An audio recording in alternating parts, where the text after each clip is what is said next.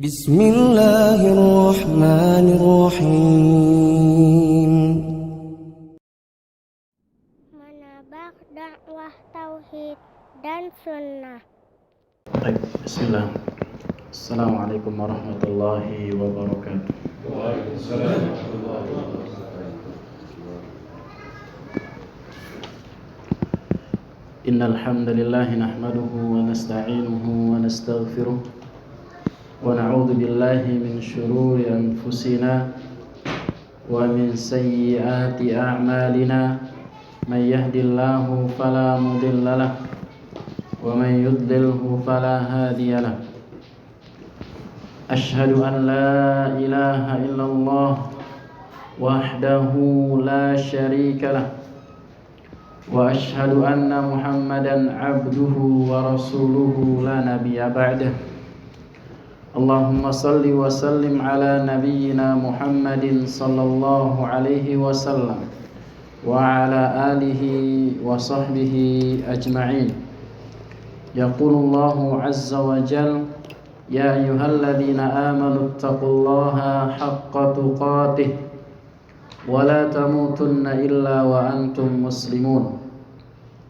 Ya ayyuhan nasu ittaqu rabbakumul ladzi khalaqakum min nafsin wahidah wa khalaqa minha zawjaha wa bassa minhuma rijalan katsiran wa nisaa'a wattaqullaha alladzi tasaaluna bihi wal arham innallaha kana 'alaikum raqiba. Ya ayyuhalladzina amanu ittaqullaha wa qulu qawlan sadida yuslih lakum a'malakum wa yaghfir lakum dhunubakum wa man yuti'illaha wa rasulahu faqad faza fawzan 'azima. Amma ba'd, fa inna asdaqal hadithi kitabullah wa khairal huda huda nabiyyina Muhammadin sallallahu alaihi wasallam wa syarrul umuri muhdatsatuha fa inna kulla muhdatsatin bid'ah wa kulla bid'atin dhalalah wa kulla dhalalatin finnar. Ayuhal ikhwah, ma'asyiral muslimin yang semoga dirahmati oleh Allah Subhanahu wa taala. Kita lanjutkan kajian kita Ushulus Tsalatsa atau 3 landasan pokok. Sekarang kita masuk kepada atau masih kepada ucapan muallif rahimahullahu taala. Qala al-muallif rahimahullahu taala: wa a'dhamu ma amara Allahu bihi at-tauhid wa huwa ifradullahi bil ibadah. Kemudian sudah kita bacakan sedikit dari ucapan Syekh Muhammad ibn Shalih Al-Utsaimin rahimahullahu taala ketika menjelaskan ucapan muallif ini, dan beliau menjelaskan makna tauhid secara bahasa dan juga tauhid secara istilah. Yang mana tauhid secara bahasa beliau sebutkan bahwa tauhid itu merupakan masdar dari kata wahada yuwahidu, yang berarti apa? Menjadikan sesuatu itu menjadi satu saja. Ini dari makna secara bahasa. Yang tauhid ini para jamaah yang dimuliakan oleh Allah Subhanahu wa taala tidaklah terrealisasi kecuali dengan terpenuhi 2 unsur. Apa itu? An-nafyu dan al-isbat. An-nafyu dan al-isbat. An-nafyu artinya adalah menafikan seluruh sesembahan, seluruh peribadatan, segala apa saja yang disembah selain Allah Subhanahu wa taala. Adapun al-isbat adalah menetapkan hanya satu yang berhak untuk disembah, yang hanya satu yang berhak untuk diberikan peribadatan. Ya, selain Allah Subhanahu wa taala tidak berhak untuk diberikan apapun, sekecil apapun bentuk ibadah itu. Yang namanya ibadah wajib diperuntukkan hanya kepada Allah Subhanahu wa taala. Kemudian makna tauhid secara istilah beliau juga menyebutkan bahwasanya at-tauhidu huwa ifradullahi bil ibadah. Tauhid itu adalah mengesahkan Allah Subhanahu wa taala di dalam ibadah, dalam peribadatan kita pada Allah Subhanahu wa taala, ai an ta'budallaha wahdahu la syarikalah, la syarika bihi syai'an. Bahwa hendaknyalah kita menyembah Allah Subhanahu wa taala semata dan tidak boleh menyekutukan Allah Subhanahu wa taala dengan sesuatu apapun. La tusyriku bihi nabiyyan mursalan. Tidak boleh kita menyekutukan Allah dengan nabi yang diutus. Wala malakan muqarraban. Tidak boleh juga dengan malaikat yang dekat dengan Allah. Wala raisan, atau tidak boleh menyekutukan Allah dengan pemimpin kita, rais. Wala malikan, tidak pula dengan raja. Wala ahadan minal khalq, dan tidak boleh kita menyekutukan Allah dengan seorang pun dari makhluk-makhluk yang ada di muka bumi ini.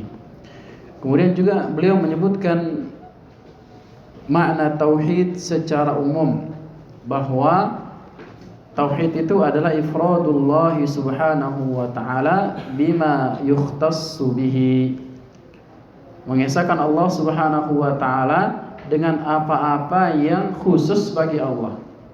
Ini secara secara umum makna dari tauhid. Kemudian beliau menyebutkan wa anwa'ut tauhid tsalasatun, bahwa pembagian atau tauhid itu dibagi menjadi 3. Dan perlu dipahami para jamaah yang dimuliakan oleh Allah Subhanahu wa taala, pembagian tauhid menjadi 3 ini bukanlah perkara yang baru, bukanlah perkara bid'ah maksudnya. Akan tapi pembagian tauhid ini sudah ada sejak zaman Nabi Muhammad sallallahu alaihi wasallam. Namun belum dirangkaikan menjadi seperti sekarang ini. Tauhid dibagi menjadi 3, 1 ini, 2, 3 dan seterusnya. Sebagaimana ilmu-ilmu yang lain atau cabang ilmu yang lain pun belum ada di zaman Nabi sallallahu alaihi wasallam. Seperti apa? Ilmu tajwid misalkan. Belum ada ilmu tajwid di zaman Nabi Muhammad sallallahu alaihi wasallam, karena para sahabat sudah paham, sudah membaca Al-Qur'an itu, karena itu adalah bahasa mereka. Ya, jadi nggak perlu menyebutkan kaidah-kaidah seperti yang kita pelajari sekarang ini. Begitu pula cabang-cabang ilmu yang lain. Ya, begitu pula tauhid ini, para ulama setelah mempelajari, kemudian mengumpulkan teks-teks Al-Quran dan juga teks hadits Nabi Muhammad SAW, diambillah kesimpulan bahwa tauhid itu ada 3 macam. Dan ini bukan mutlak 3. Ada ulama juga yang membagi menjadi 2. Ada juga para ulama membagi menjadi 3 seperti yang akan kita baca ini. Ada juga yang lebih daripada itu.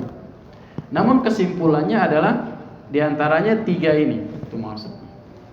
Ada yang menggabung menjadi 2, tauhid rububiyah sama tauhid asma wa sifat dijadikan 1. Kemudian bagian yang keduanya adalah tauhid ibadah yang kita kenal dengan tauhid al-uluhiyah. Intinya para jamaah yang dimuliakan oleh Allah Subhanahu wa taala, pembagian tauhid ini adalah bersumber dari intisari dikumpulkannya Al-Qur'an dan juga teks dari ucapan Nabi Muhammad sallallahu alaihi wasallam, agar kita mudah memahami, agar kita mudah untuk mengelompokkan seseorang itu terjatuh ke dalam kesyirikan pada bagian yang mana. Ya. Karena kalau kita telisik dari zaman Nabi Muhammad SAW, tidak semua kaum musyrikin itu mengingkari ketiga poin tauhid ini. Bahkan sering kita sebutkan ayat yang disebutkan juga oleh muallif bahwasanya wala in sa'altahum man khalaqas samawati wal ard. Kalau kalian bertanya, kalau engkau bertanya wahai Muhammad kepada mereka orang-orang musyrik itu, siapa yang menciptakan langit dan bumi? Maka mereka akan menjawab apa? La yaqulun Allah. Yang menciptakan adalah Allah Subhanahu wa taala. Mereka percaya bahwasanya Allah yang menciptakan langit dan bumi, bukan patung-patung yang mereka sembah. Namun kendati demikian tidak membuat mereka masuk ke dalam Islam. Karena itu merupakan fitrah dari Allah Subhanahu wa taala. Kemudian kata Syekh Muhammad bin Shalih Al-Utsaimin rahimahullahu taala, wa anwa'ut tauhid salasah. Bagian dari tauhid itu ada 3. Yang pertama, al-awwal, tauhidur rububiyah. Tauhid ar-rububiyah. Wa huwa ifradullahi subhanahu wa ta'ala bil khalqi wal mulki wat tadbir. Tauhid rububiyah adalah mengesahkan Allah subhanahu wa ta'ala di dalam penciptaan, di dalam kepemilikan, dan juga di dalam pengaturan. Ketiga poin ini kita wajib mengesahkan Allah Subhanahu wa taala, dan tidak boleh ada kita meyakini bahwasanya ada pencipta selain Allah Subhanahu wa taala. Tidak boleh kita juga meyakini ada makhluk yang memiliki sebagaimana kepemilikan Allah Subhanahu wa taala. Kepemilikan Allah Subhanahu wa taala sempurna. Walaupun sama-sama namanya memiliki, namun kepemilikan Allah Subhanahu wa taala sempurna, berbeda dengan makhluk. Begitu pula pengaturan, ya, sama-sama memiliki nama pengatur. Misalkan ada sopir mengatur lajunya kendaraan, sama-sama mengatur. Akan tapi pengaturan Allah Subhanahu wa taala tidak sama dengan pengaturan makhluk. Begitu pula dalam penciptaan, ya, manusia bisa saja disebut mencipta sesuatu atau membuat sesuatu. Akan tapi manusia terbatas penciptaannya. Dia tidak bisa membuat sesuatu dari tidak ada menjadi ada, nggak bisa. Hanya bisa menyusun saja, merangkai. Sebagaimana misalkan ada orang menciptakan motor. Ya, motor, bagaimana? Apa komponen penciptaan motor? Dari besi, ya. Kemudian ada dari plastik.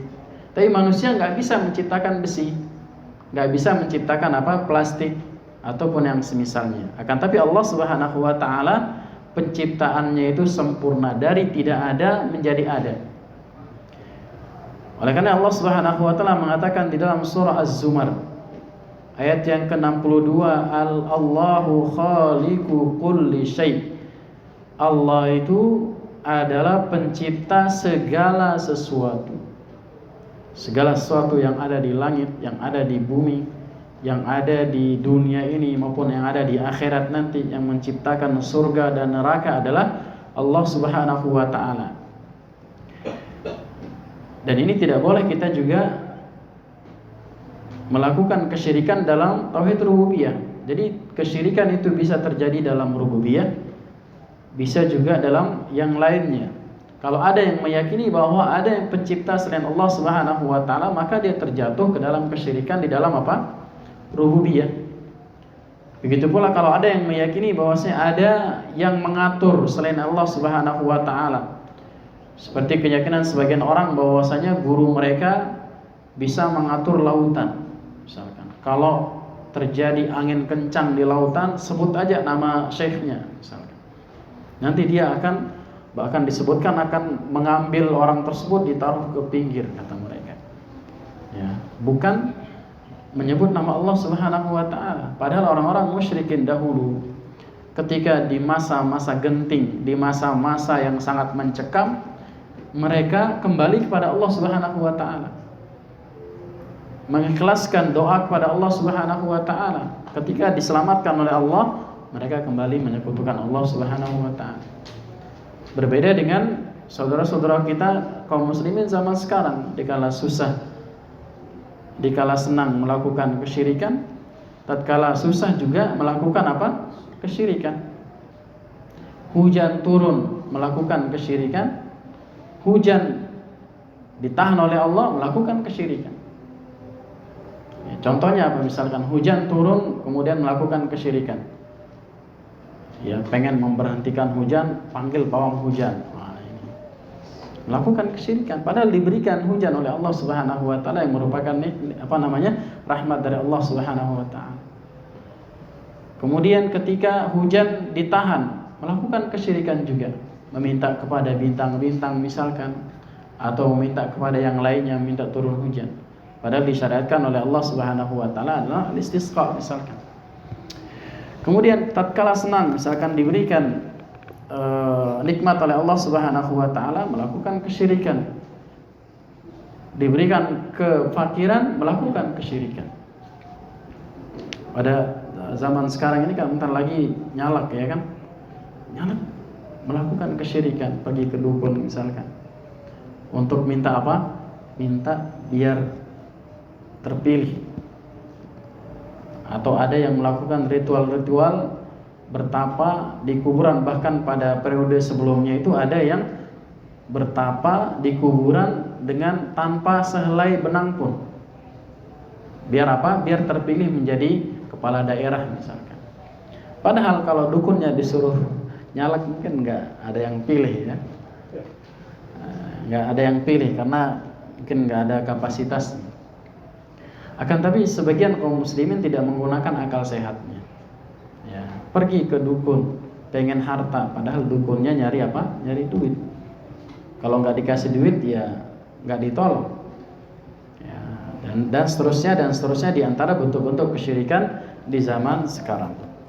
Maka yang mengatur, mencipta dan memiliki secara sempurna di muka bumi ini bahkan di langit adalah Allah Subhanahu wa taala.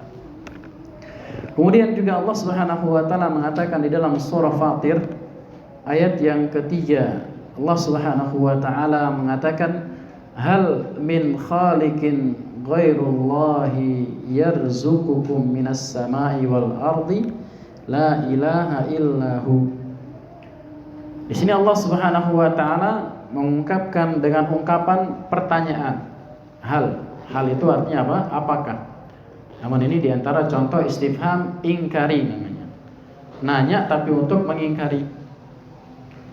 Allah mengatakan apakah ada pencipta selain Allah Subhanahu wa taala? Tentunya jawabannya apa? Tidak ada. Yarzuqukum minas sama'i wal ardi, yang memberikan rizki kepada kalian baik dari langit ataupun dari bumi. La ilaha illahu, tidak ada ilah yang berhak disembah kecuali Dia, yaitu Allah Subhanahu wa taala. Di sini dalil bahwasanya Allah Subhanahu wa taala yang menciptakan kita semuanya. Dan juga di sini juga terdapat dalil bahwasanya pembagian tauhid yang kedua nantinya, bahwasanya tidak ada yang berhak diibadahi dengan benar kecuali Allah Subhanahu wa taala. Kemudian juga di dalam surah Al-Mulk ayat yang pertama Allah Subhanahu wa taala katakan tabarakalladzi biyadihil mulk wa huwa ala kulli syai'in qadir. Maha suci Allah Subhanahu wa taala yang di tangannya kerajaan atau kepemilikan, dan dialah Allah Subhanahu wa taala yang mampu melakukan apa saja. Hanya Allah Subhanahu wa taala yang mau, yang mengatur segala sesuatu yang ada di muka bumi, hanya Allah Subhanahu wa taala. Dan juga dalam surah Al-A'raf ayat yang ke-45, ayat yang ke-54 Allah Subhanahu wa taala katakan ala lahul khalqu wal amru tabarakallahu rabbul alamin. Ketahuilah bahwasanya hanya milik Allah Subhanahu wa taala penciptaan dan segala perkara. Maha suci Allah Subhanahu wa taala rabbul alamin, Rabbnya semesta alam. Maka ini para jemaah, bagian tauhid yang pertama yang wajib kita yakini bahwasanya hanya Allah Subhanahu wa taala yang menciptakan segala sesuatu yang di muka bumi ini. Kemudian beliau juga menjelaskan di dalam muqaddimah Kitabut Tauhid atau Al-Qaulul Mufid, syarah Kitabut Tauhid, Syekh Muhammad bin Shalih Al-Utsaimin menjelaskan bahwa amma ma warada min isbati khaliqin ghairillah kaqaulihi ta'ala fatabarakallahu ahsanul khaliqin, bahwa pencipta itu juga bisa dinisbatkan kepada makhluk, nama penciptaan. Sebagaimana firman Allah Subhanahu wa taala dalam surah Al-Mu'minun, ayat yang ke-14 Allah mengatakan Maha suci Allah Subhanahu wa taala sebaik-baik pencipta. Artinya apa? Ada pencipta selain Allah Subhanahu wa taala.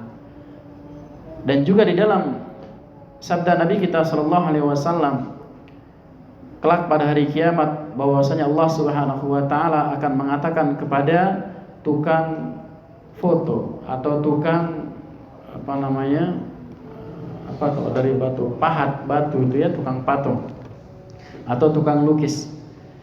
Allah Subhanahu wa taala akan mengatakan ahyu ma khalaqtu. Hidupilah apa yang kalian ciptakan. Pada ayat ini dan juga hadis Nabi Muhammad SAW ini, Allah Subhanahu wa taala menetapkan bahwasanya makhluk juga bisa menciptakan. Akan tetapi kata Syekh, fahada laisa khalqan haqiqatan. Ini bukan penciptaan yang hakiki. Walaisa ijadan ba'da adam. Bukan mengadakan sebelum adanya. Artinya apa? Bukan sesuatu itu enggak ada sebelumnya kemudian diadakan, enggak. Bal huwa tahwilun lisyai'i min halin ila hal. Akan tapi dia adalah merubah sesuatu dari bentuk yang lain. Membuat misalkan membuat patung dari bentuknya apa? Dari kayu misalkan. Padahal kayunya siapa yang menciptakan? Allah Subhanahu wa taala. Atau membuat patung dari misalkan dari tanah liat. Siapa yang menciptakan tanah liat? Allah Subhanahu wa taala. Atau zaman dahulu ada yang membuat patung dari tepung. Ya, sehingga diceritakan bahwasanya kalau mereka lapar mereka makan patungnya, Tuhannya. Ya, kalau sudah habis makanannya kemudian lapar, Tuhannya dimakan. Luar biasa kan? Jadi siapa yang berhak disembah sebenarnya? Yaitu yang makan Tuhan itu. Karena Tuhannya kalah.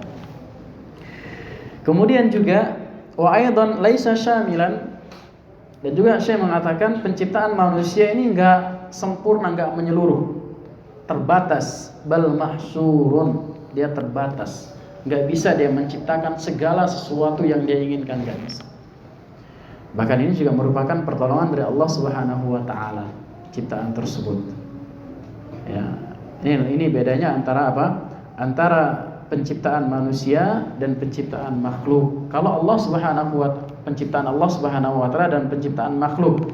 Kalau penciptaan Allah sempurna, dari enggak ada sampai menjadi ada. Dan dia sempurna. Adapun penciptaan makhluk, dia dari sesuatu yang lain dirubah menjadi sesuatu yang lain.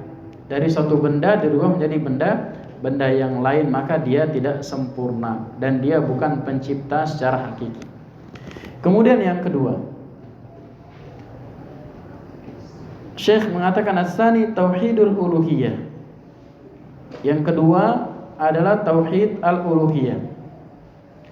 Wa huwa ifradullahi subhanahu wa ta'ala bil ibadati, yaitu mengesahkan Allah Subhanahu wa taala di dalam peribadatan.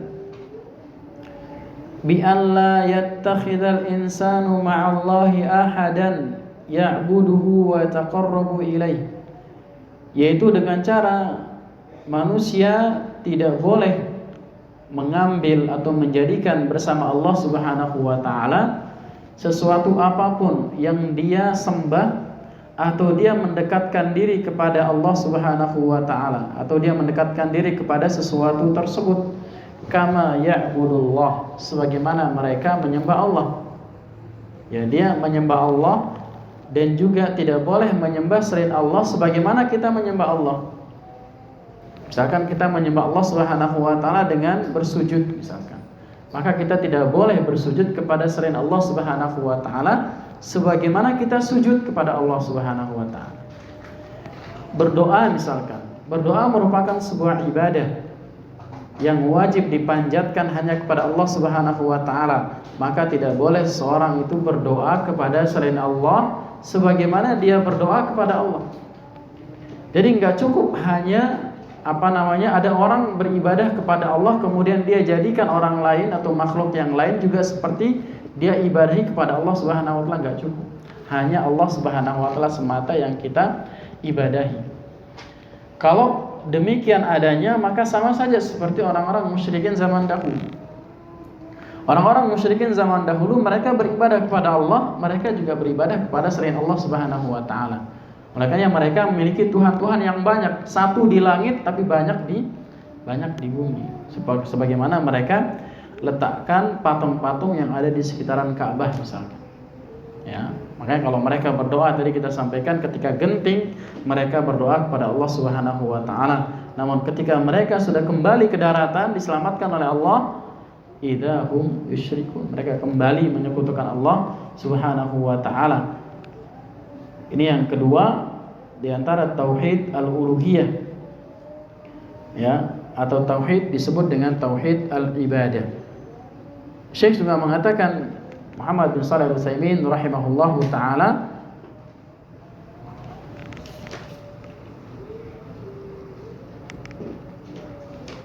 yakni tentang tauhid yang kedua, pembagian tauhid yang kedua, yaitu beliau menjelaskan bahwasanya betapa batilnya atau betapa tidak masuk akalnya seorang yang menyembah selain Allah Subhanahu wa taala.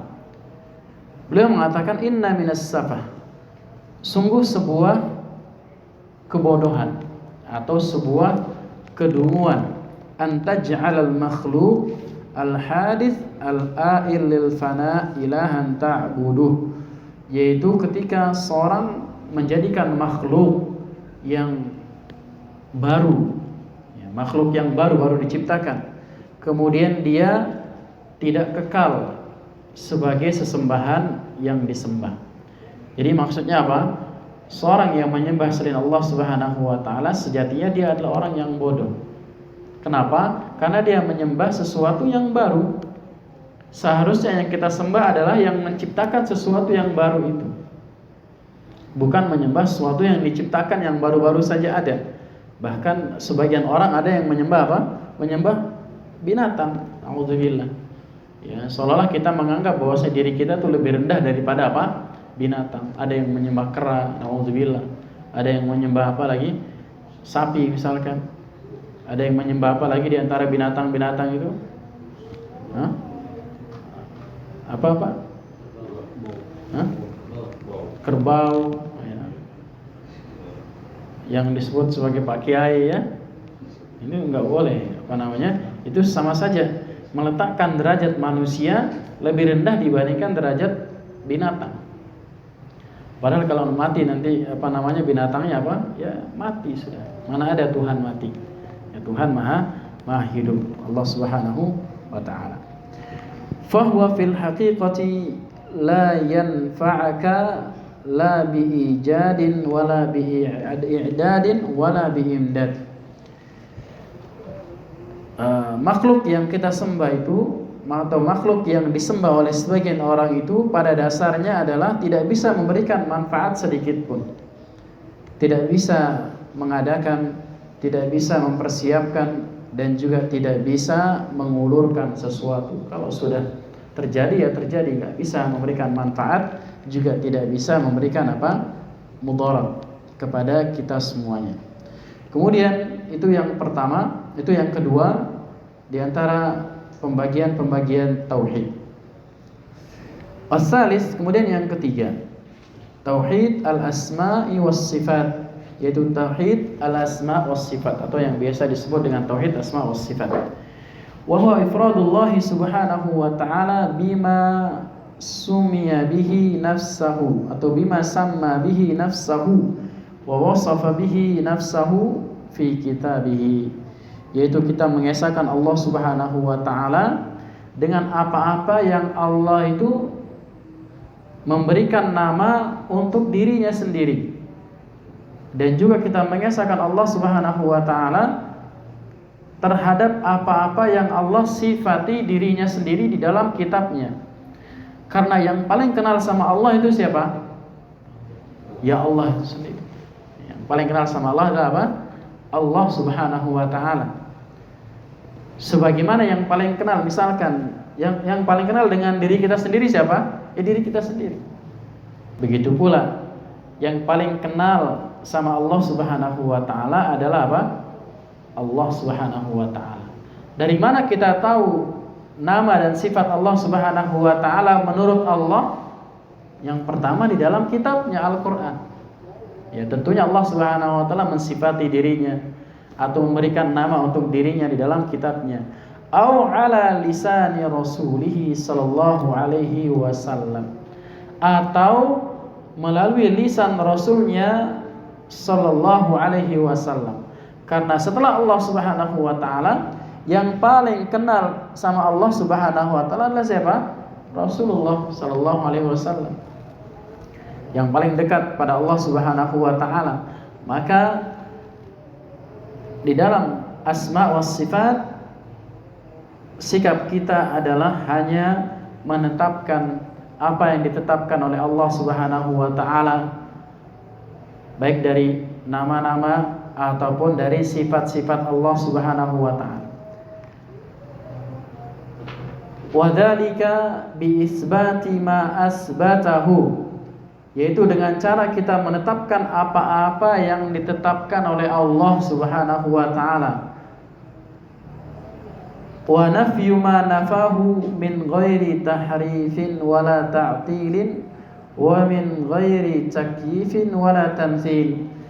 Dan kita menafikan apa-apa yang dinafikan oleh Allah Subhanahu wa taala untuk dirinya. Begitu pula apa-apa yang dinafikan oleh Allah oleh Nabi kita sallallahu alaihi wasallam untuk Allah Subhanahu wa taala. Min ghairi tahrif, tanpa mentahrif atau memalingkan makna.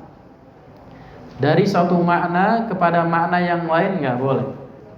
Ya. Wala ta'til, tanpa juga mengingkari nama dan sifat tersebut. Dan juga tanpa takyif.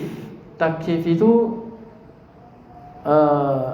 banyak orang menerjemahkan membagaimanakan. Tapi sebenarnya dalam bahasa Indonesia kayaknya nggak ada membagaimanakan. Akan tapi di situ maksudnya adalah apa? Tanpa mempertanyakan bagaimana sifatnya. Ya. Dan juga tanpa tamtsil, tanpa memisalkan. Beda antara mempertanyakan bagaimana dan beda antara apa? Memisalkan. Contohnya apa? Misalkan kalau kita mempertanyakan bagaimananya, sebagaimana orang yang datang kepada Imam Malik rahimahullahu taala, dia bertanya kepada Imam Malik, "Wahai Imam, qala Allah taala wa Allah Subhanahu wa taala mengatakan, innallaha 'alal arsy istawa." Allah Subhanahu wa taala mengatakan bahwasanya Allah itu bersemayam di atas arsy. Maka dia mengatakan, "Kaifastawa?" Bagaimana cara bersemayamnya Allah? Maka ini enggak boleh. Ya, mempertanyakan bagaimana ini enggak boleh. Kenapa? Karena sebenarnya tidak pernah ditanyakan oleh para sahabat Nabi kita sallallahu alaihi wasallam kepada Nabi kita sallallahu alaihi wasallam. Ketika menyebutkan nama, ketika menyebutkan sifat, sudah diterima saja oleh para sahabat Nabi kita sallallahu alaihi wasallam. Maka Imam Malik mengatakan al-istiwa ma'lum. Yang dimaksud dengan istiwa itu dipahami, kita pahami mana istiwa. Sebagaimana dijelaskan oleh para ulama, mana istiwa adalah apa? Ulu atau irtafa'a, meninggi. Ya, meninggi ke langit. Kemudian wal kaifu majhul, akan tapi cara beristiwanya kata Imam Malik kita enggak tahu. Kenapa? Karena Allah Subhanahu wa taala tidak pernah menjelaskan, Nabi kita sallallahu alaihi wasallam tidak pernah menjelaskan bagaimana caranya. Was-su'alu anhu bid'ah, dan bertanya tentangnya adalah bid'ah. Kenapa? Karena enggak pernah ditanyakan oleh para sahabat Nabi kita sallallahu alaihi wasallam. Jadi sesuatu yang tidak pernah ditanyakan oleh para sahabat Nabi kemudian kita pertanyakan, ini namanya juga bid'ah. Ya, kemudian orang ini diusir dari halaqahnya Imam Malik rahimahullahu taala. Kenapa diusir? Karena takut nanti terkontaminasi murid-murid beliau yang lain. Kemudian kita contohkan misalkan apa yang dimaksud dengan tahrif, yang tidak diperbolehkan ketika kita berhadapan dengan nama dan sifat Allah Subhanahu wa taala. Misalkan Allah Subhanahu wa taala mengatakan di dalam surah Al-Mulk, "Tabarakalladzi biyadihil mulk." Maha suci Allah yang di tangannya kerajaan. Di sini Allah Subhanahu wa taala mengatakan tangan. Maka sikap kita adalah menetapkan tangan, ya artinya tangan, tanpa tahrif, tanpa memalingkan makna. Contohnya misalkan, oh bukan tangan, ini maksudnya adalah kekuasaan misalkan. Maka ini nggak boleh, karena Allah Subhanahu wa taala mengatakan di sini tangan. Tapi kita tidak boleh juga tahrif, memalingkan maknanya. Tidak boleh ta'til, mengingkari maknanya juga nggak boleh. Oh ini bukan artinya tangan. Yad ya yad gitu. Yadun ya yadun, sudah. Bukan artinya tangan. Ini namanya apa? Mengingkari maknanya. Kemudian juga takyif, tidak boleh mempertanyakan bagaimana sifat tangan itu, nggak boleh. Ya. Kemudian juga tidak boleh tamtsil, mempermisalkan bentuk tangan Allah itu seperti begini dan begini, ini nggak boleh. Ya. Bagaimana sikap kita? Ya sudah, tangan ya tangan. Begitu kalau misalkan ketika Nabi kita sallallahu alaihi wasallam mengatakan bahwasanya innallaha yanzilu fi sulusil lail sulusi minal lail, atau kama qala sallallahu alaihi wasallam, bahwasanya Allah Subhanahu wa taala itu turun di sepertiga malam terakhir. Sifat turun ini adalah sabit, tetap berdasarkan sabda Nabi kita sallallahu alaihi wasallam. Maka enggak boleh kita palingkan maknanya, oh ini bukan turun, Allah Subhanahu wa taala enggak turun, yang turun itu adalah siapa? Rahmatnya. Padahal di situ Nabi sallallahu alaihi wasallam mengatakan Allah yang turun. Enggak boleh kita mengingkari maknanya, ini bukan makna turun. Enggak boleh kita mempertanyakan bagaimana cara turunnya Allah. Pun enggak boleh kita mempermisalkan Allah itu turun begini dan begini, enggak boleh. Kita hanya menetapkan apa yang ditetapkan oleh Allah Subhanahu wa taala. Ini adalah akidah yang sangat mudah sebenarnya, kita hanya mengikuti saja. Justru orang-orang yang mentahrif nama dan sifat Allah Subhanahu wa taala itu, ini adalah orang-orang yang apa? Mengakal-akali nama dan sifat Allah Subhanahu wa taala. Ya. Tentunya orang-orang yang mentahrif, memalingkan makna dari sifat Allah Subhanahu wa taala, terlebih dahulu pasti mereka takyif. Pasti mereka mempertanyakan bagaimana caranya dulu, kemudian mereka memisalkan. Contohnya misalkan, kalau ada yang orang yang mengatakan bahwasanya makna istawa itu bukan bersemayam, tapi maksudnya adalah istaula misalnya. Sebagaimana yang disebutkan oleh sebagian orang. Istaula itu artinya apa? Menguasai. Manusia bisa nggak menguasai? Bisa menguasai. Misalkan sebelum Bani Umawi atau Umayyah itu dikuasai oleh apa? Bani Umayyah, kemudian runtuh. Kemudian dikuasai oleh siapa? Bani Abbasiyah. Berarti di sini seolah-olah dia mempermisalkan sifat Allah sama seperti sifat makhluk, sama-sama menguasai. Dia lari dari sebuah ketakutan menetapkan sifat Allah istawa, tapi dia terjatuh kepada mempermisalkan sifat Allah dengan apa? Istaula. Begitu pula nama-nama dan sifat-sifat Allah yang lain sama seperti turun misalkan.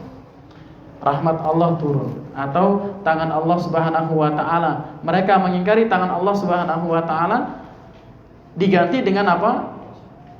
Kekuasaan. Padahal kekuasaan juga bisa disifati oleh apa? Pada makhluk. Begitulah sifat-sifat yang lain. Kita tidak memperpanjang lebar di dalam halaqah ini berkaitan dengan asma was sifat. Intinya itu para jamaah, kita tetapkan apa-apa yang ditetapkan oleh Allah dan kita nafikan apa-apa yang dinafikan oleh Allah dan Rasulnya sallallahu alaihi wasallam tanpa tahrif, tanpa ta'til, tanpa takyif dan tanpa apa? Tamtsil. Kemudian Syekh mengatakan wa muradul muallifi huna tauhidul uluhiyah. Dan yang dimaksud oleh muallif di dalam ucapannya at-tauhidu huwa ifradullahi bil ibadah adalah tauhid al-uluhiyah. Jadi di sini akan dibahas tentang adalah tauhid al-uluhiyah. Wa huwal ladzi dhalla fihi al-musyrikun alladzina qatalahumun nabiyyu sallallahu alaihi wasallam. Inilah yang orang-orang musyrikin pada zaman Nabi sallallahu alaihi wasallam itu tersesat. Di dalam apa? Di dalam tauhid al-uluhiyah. bukan tauhid ar-rububiyah. Yang juga orang-orang yang terjatuh di dalam kesyirikan di dalam tauhid al-uluhiyah ini yang diperangi oleh Nabi kita Nabi Muhammad sallallahu alaihi wasallam. Meskipun mereka meyakini pencipta adalah Allah, meskipun mereka meyakini bahwasanya pengatur itu adalah Allah, meskipun mereka meyakini yang memiliki langit dan bumi adalah Allah Subhanahu wa taala, namun tetap diperangi oleh Nabi kita sallallahu alaihi wasallam. Wastibaha dimaihim, dan dihalalkan atau boleh ditumpahkan darahnya. Wa amwalihim, kemudian boleh juga diambil hartanya. Ya, ini tentunya setelah apa?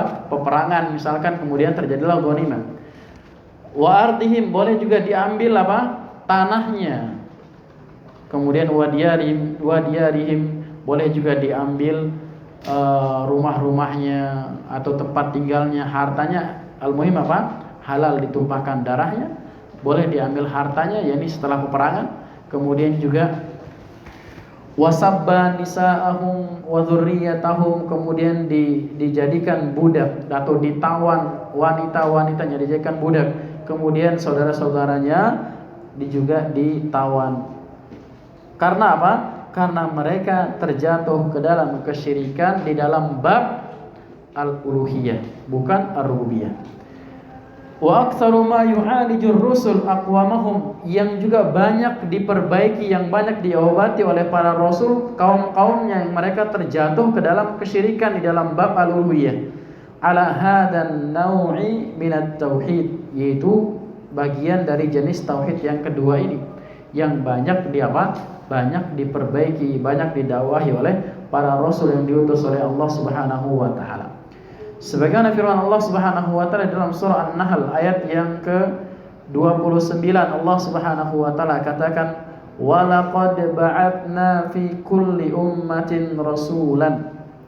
Dan sungguh kami telah mengutus di setiap umat, di setiap zaman seorang rasul. Tugasnya apa? Ani'budullah, untuk mengajak beribadah kepada Allah Subhanahu wa taala, bukan untuk mengajarkan bahwasanya Allah itu pencipta, bukan semata-mata demikian, atau pengatur ataupun kepemilikan, akan tapi tujuannya adalah apa? Mentauhidkan Allah Subhanahu wa taala. Fal ibadatu la tasihhu illa lillahi azza wa jal, bahwasanya ibadah itu enggak sah atau enggak benar ibadah seorang kecuali apabila diperuntukkan hanya kepada Allah Subhanahu wa ta'ala.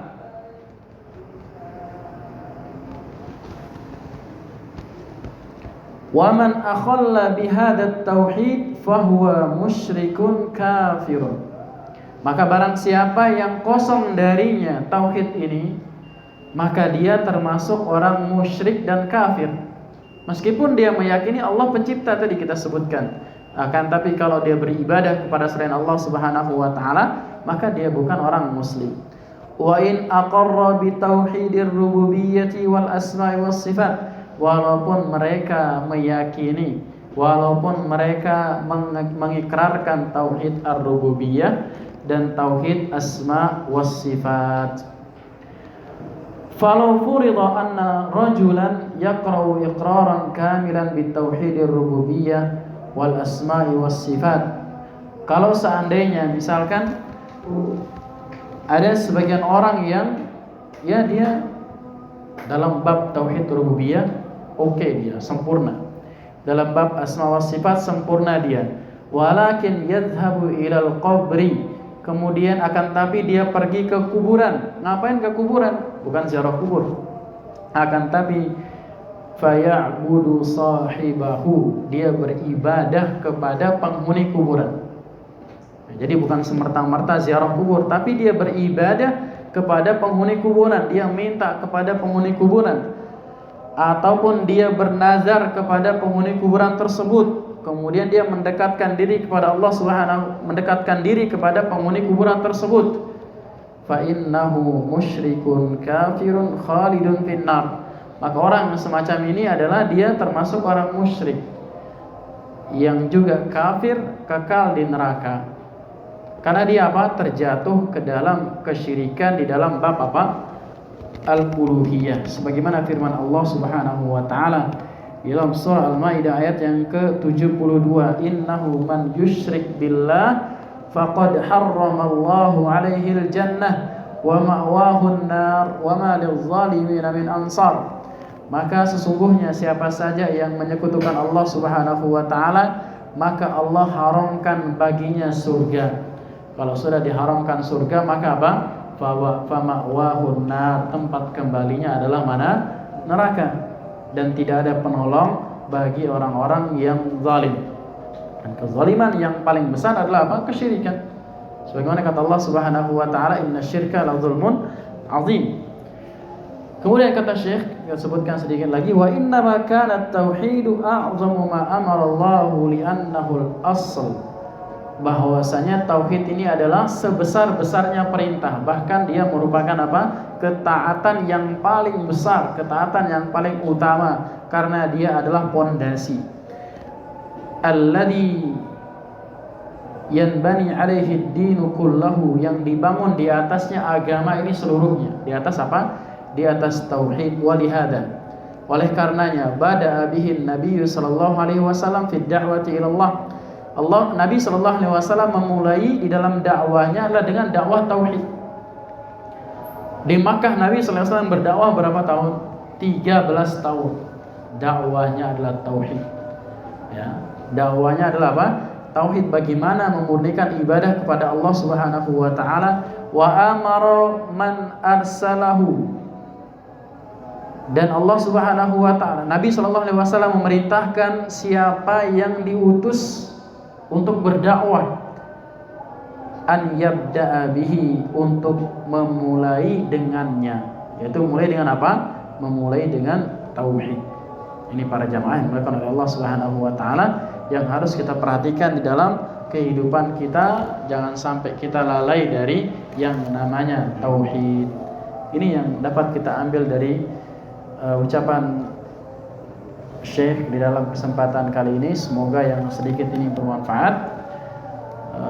Kita cukupkan. Subhanakallah wa bihamdika, asyhadu an la ilaha illa anta, astaghfiruka wa atubu ilaik. Wa akhiru da'wana alhamdulillahi rabbil alamin. Wassalamu alaikum warahmatullahi wabarakatuh.